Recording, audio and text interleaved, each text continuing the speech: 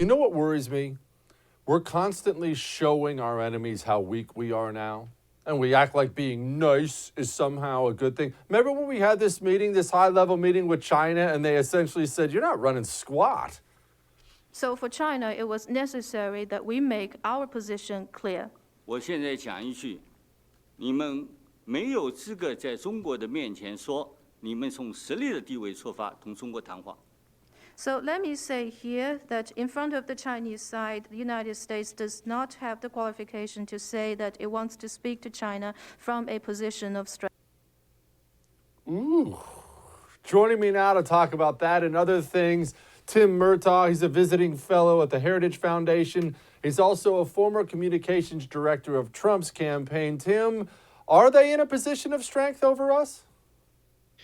Well, no, they shouldn't be, but it certainly seems like China feels like they are. And that was really a major propaganda victory for the Chinese. There they are lecturing the United States of America and our Secretary of State, Joe Biden's Secretary of State, Tony Blinken, saying that the United States does not come from a position of strength to criticize the Chinese for their very obvious and egregious human rights violations.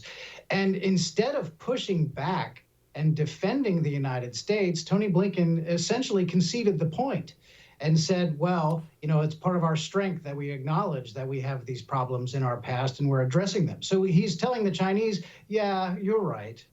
And this was a gigantic propaganda victory for the Chinese. All of the Chinese language media from around the world were proclaiming this as a really great victory. And one of President Trump's former national security advisors, H.R. McMaster, said that China believes that it's winning right now. And so, yes, I think Joe Biden showed that his team was unprepared and they looked weak in the face of the Chinese. But this is nothing new. Joe Biden gets things wrong on foreign policy all the time, and he is historically wrong specifically about China. Tim, I have my own theories on why this stuff happens, but I'm going to throw two of them at you, and I'm not putting words in your mouth. You tell me if I'm wrong or if you disagree. I think we constantly run into things like that at that meeting because either A, parts of the Democratic Party are flat out working with China, or B, the ones that aren't working with China kind of share the same philosophy that America sucks and deserves to be brought down a peg or two. What say you? Well, I think it could also be this view among, certainly in Joe Biden's crowd, that all you have to do is, hey, this is a different face. I'm not Donald Trump. Everyone is going to love us now because it's a different man in the Oval Office. Well, obviously that's not true.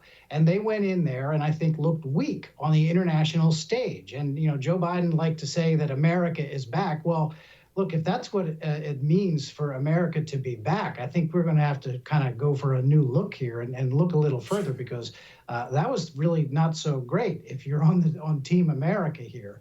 And this is a long pattern of Joe Biden being wrong about America. Remember back when China was being considered for entry into the World Trade Organization, Joe Biden actually said that China had the economic impact on the world economy as the Netherlands, comparing Chinese economy to the Netherlands. And we can see how wrong he was about that.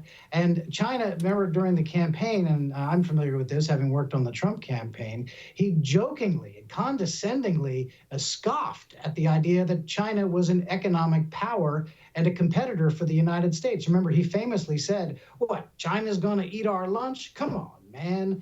You know, they're nice folks, but they're not competition for us.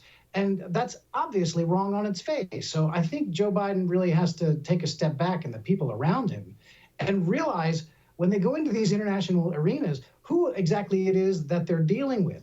Be ready to stick up for America and understand that, yes, indeed, China is an economic power and they're a principal competitor for this country.